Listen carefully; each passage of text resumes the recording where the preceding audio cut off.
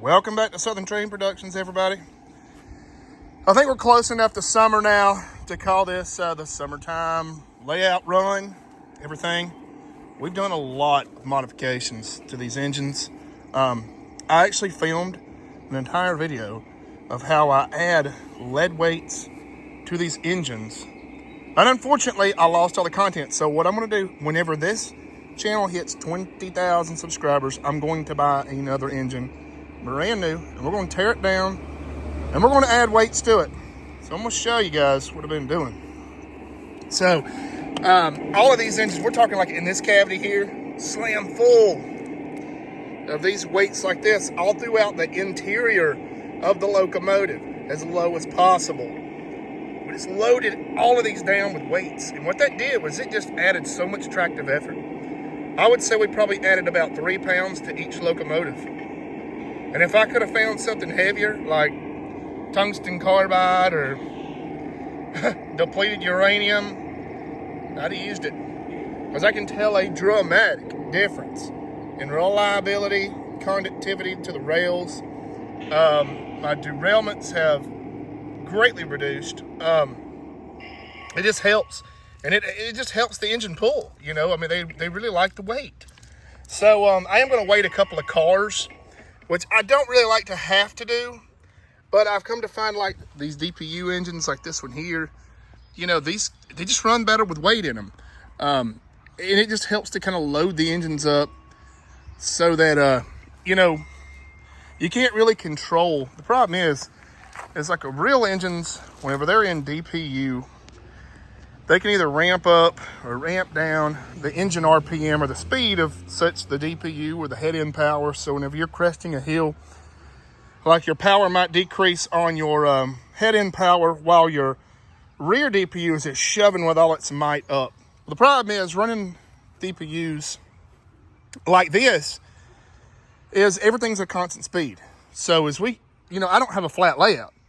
You know, like we got a big incline here, and then it kind of tapers off, and then, you know, we got it's inclined and then to flat. So what happens is all the engines are running the same speed, but this one back here is still, you know, trying to push the back half of the train up while pulling a cut of cars.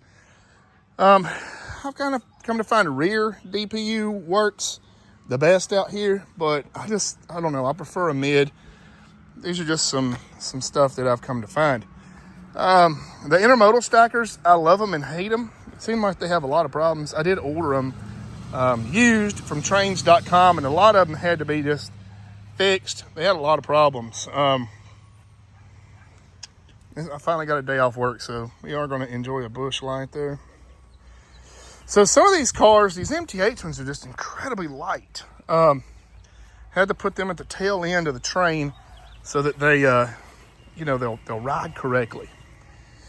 But let's fire this thing up and run it. I'm not sure if we're going to run it on the mega line. I'll just have to go do some switching right quick and get everything fired up. And we'll run this intermodal consist. We might fire up this freight consist here shortly. I just got done replacing all of the traction tires. You know, the thing is with adding weights is, you know, I want to add them without them being seen. And that's just like this flat car, you know, to get it to ride right and not. So I've just noticed like these longer cars, they work better, or a heavy car works better in front or behind on an engine. And that just helps with the pivoting of the knuckles. It just keeps them plowing. Like this is a die-cast car. And you see I've got about a pound of nails in there. Got another car here, got some weight there. And it's all just to help with the DPUs, the balance of the cars, to keep everything on the rails. If we had a flat layout, it wouldn't be so bad. Or if we could control the speed of the rear DPU, which I wish Lionel would come out with something where it had like a DPU, like a power sensing technology in the coupler where, you know, you could tell it that, you know, it would know that it's in DPU, and it could tell whether the coupler is, you know, pushing or pulling. That way it could gradually ramp up or decrease the power in the DPU. It's like a real engine, which would be pretty awesome. That'd be a good idea if they could do something like that. But yeah, guys, also, if you just watched the last video I posted, we had a live PD out here. There was a guy on the run, and it all happened right out here. I just got off work, and I got a video of it. So let's fire this thing up. So as we wait for this engine to come out of the tunnel, I'm not going to run the mega line today. I've got to go move some plants up there. My wife's garden's starting to really take off, so some of the vines are actually coming across the tracks, but we've got a trellis for them to run up. Oh no, I did switch it. Whoops. Okay, let's go. I'll show you guys. So here we go. We got 2 engines pulling up now. Normally, to make the mega line, I've got to run a DPU on this intermodal consist because they're heavy. So I'm going to say it's probably going to break apart about right here. I can either tie up the tie the knuckles up, or I can run a DPU. I sold a good bit of power on eBay, and I'll show you why. I've been working on some other projects because I have like a couple of other YouTube channels that I've been working on over the years, and I want to get them all, up there like this one is. Yep, see, told you. Let me back this thing up. Whatever reason, this stupid ass coupler right here, I could tie it up, or I could just put a DPU right here. I might tie it up. I hate to have to do that. Some of these MTX couplers just suck, and you got to take them apart and fix them. You have to tighten up that screw on the top, a couple of screws. I have to do this a good bit. I might go rob an engine and just put it in DPU right quick. That way we can make a lap. It really burns me up to have to do that because I don't know what the hell the deal is with that coupler. Hi boys, I'm gonna show you how easy this is to get a DPU online. So I never really was formally trained on all this. I just kind of had to figure it out myself, and I had a friend help me. That's one of our subscribers, and hey, it works. So let's write this up. Come on, baby.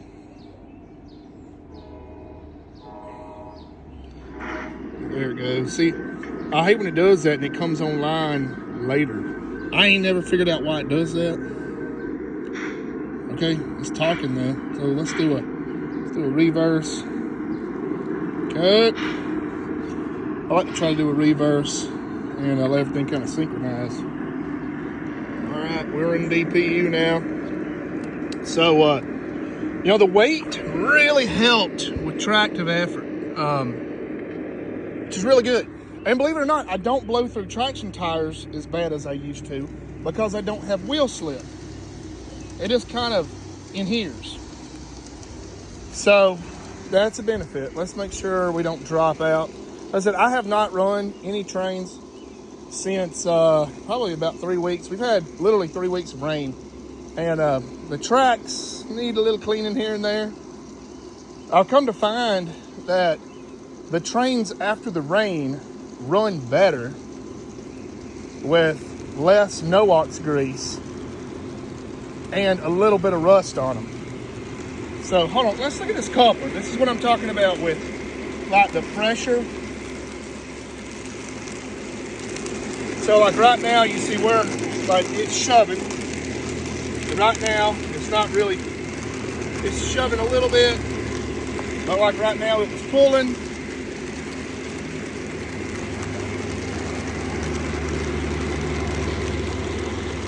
So it'd be cool if it just kind of like stay consistent. Now, this one actually is doing pretty good. The intermodal seemed to run a little bit better in DPU than like the freights. But see, like right now, we're going down the hill. So these engines are going to start speeding up. And let's see what this guy's doing. So he's getting pulled down right now. Maybe I'm overthinking it, but I wish it could just stay consistent. And I think that that's something that Lionel could come up with. Like, whenever it starts to sense that that engine's being pulled on, it could ramp it up just a little bit, just enough to where these engines are not dragging that engine, where they're not all running the same speed essentially. Whenever I did the DPUs running Wi-Fi or running the Bluetooth, I had no problems, because what I'd always do normally is I would add just a touch more power in the DPU, just a little bit. Now this is whenever I was doing it with the remote controls. If you guys remember back in the day, I could run DPUs all day and not have a single bit of problems. But on my line, while running the, don't pay any attention to the beer trash there. Gotta take all that off. But what I've come to find is with DPUs running the Cab 3, you know, everything just runs the same speed. And if one engine is just a little bit faster than the other, you got to pile up, because you can't really dial that speed in. I don't know how you calibrate engines, but I need to, because the Lee Valley engine runs a hell of a lot faster than the Union Pacific. So I actually put the Lee Valley leading the Union Pacific, and it kind of slows it down. Like you can see, it's pulling the Union Pacific. For whatever reason, out of the box, that engine was a lot faster than the rest of them. And I had to put a slower engine behind it to balance out the speed. Crazy, I know. A lot of weird information here. These are just things that I found. And I'm talking like out of the box, it was like that. Lee Valley engine, for whatever reason, was just so much faster than everything. Interesting story about Lee Valley there. Last week, I was actually, my circuit breaker failed and it derailed and melted a bunch of wires on the inside of the engine. I took it apart, rewired, resoldered everything, and fixed that engine. Luckily, it didn't damage the board. It just melted some wires, the power wires, and luckily they're really small diameter wires, so it didn't take much to melt them in half. So all like the power pickup wires on the trucks melted, which really pissed me off. I had to rewire everything, but I went back with a better wire, a little bit heavier gauge, and I replaced the circuit breaker. You guys see, we're in full DPU, but look here. See how we're bending? See, that's a problem. This engine really needed to slow down right there. That's what causes derailments out here. So luckily with the intermodals, they're just a little, you know, they got enough weight to them where it keeps them from jumping off the track. Now you try to do this with freight and you don't have a bunch of weight in the front of it, it'll throw the damn car off the track every time. So, you know, we've got the engines where they're inhering, they're running great, they're you know, they're putting the power to the rails. But here it's just a strange issue. So see, even right here, this engine going up the grade, see how we're torquing over the coupler? This engine needs to really back off just a little bit.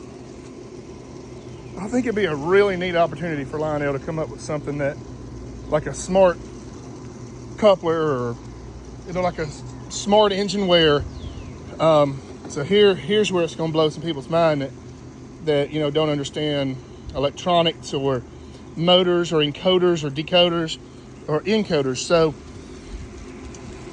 let's say these engines on each motor have an encoder. And what an encoder does is as it spins, it tells the circuit board or the computer where that motor is in relation to how many revolutions that motor's made. So let's say if the front motor is turning at, let's say, 20,000 RPM, and the rear engine back there is turning 20 because it's still trying to climb the hill. Well, if it had an encoder, that rear engine and that front engine, or the front two, they could all talk to each other through the encoders, or through, you know, the computers could talk essentially, or the circuit boards could talk, and they would know like, hey, this engine's turning faster than this engine, or that engine's turning faster than this one, so let's back this one off and let's speed this one up. It's called an encoder. A lot of your, like, you know, your industrial machinery and stuff like that uses encoders. But you could do that, and if you could somehow have a software that it could talk while all the engines through that, would be sick. So, all right, guys, this is Southern Train Productions. It's just a rambling video. I need to make sure that this switch is working. See, I keep it covered up during all the rain, but I noticed that I think it plowed through that switch. Oh no.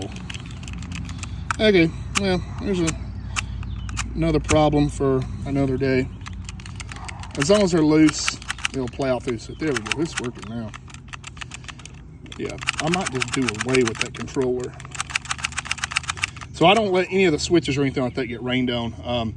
I cover them up with a piece of tin, which is laying right there. So before we get off this video, I'm gonna show you guys this new project that we've been working on. Y'all know that I've kept aquariums for the past like 25 years. So I've decided to go saltwater, and it's been expensive as hell, but it should be incredible. Oh, look at that. We got a clownfish over there hiding. Got an anemone back there. These are all my other clowns. So yeah, guys, you'll see this on Merit Aquatics. I might mix some of it on this channel too. So, guys, y'all have a good day. Thank y'all for this video. Thank y'all for watching. If you watch to the end, make sure to comment. And yeah, we did sell the steam locomotive. Sold it. It was just too nice to run out here on this ghetto outdoor railway because I didn't want to damage it. And it had went through a couple derailments. Luckily, it did not cause any damage to it, but I just didn't want to risk damaging it. Eventually, we're going to get like a, you know, something else, but that's going to be with more subscribers. We hit 30,000, the big boy's coming. I mean, 30,000, big boy will be here. 20,000, we're going to get another engine, and we're going to take it right out of the box, and we're going to weight it. We're going to, you know, do everything. So, guys, like I said, Southern Train Productions. Oh, we just got a derailment. This is what I'm talking about. Damn, this video ain't never going to end. These are these stupid ass cars and couplers. See here? This is a problem. This is a problem. All right. So, I don't know. We'll see you guys in the next one.